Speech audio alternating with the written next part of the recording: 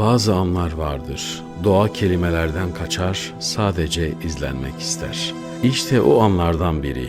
Grand Canyonu'nun derinliklerinde başlar. Colorado Nehri'nin serin nefesi geceyle gündüzün kesiştiği o sihirli vakitte yerden yükselir. Su buhar olur, buhar buluta döner. Ama bu kez sıradan bir dönüşüm değil bu. Rüzgar devreye girer. Sanki görünmez bir orkestra şefi gibi su buharını kıvrımlar boyunca savurur.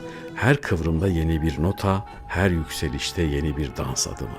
Bazen vadinin duvarlarından yukarı süzülen ince bir sis olur bu dans. Bazen bütün kanyonu yutan bir örtü.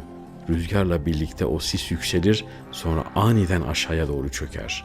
Gökyüzüyle yerin, suyla havanın birbiriyle karıştığı o büyülü noktada zaman sanki durur.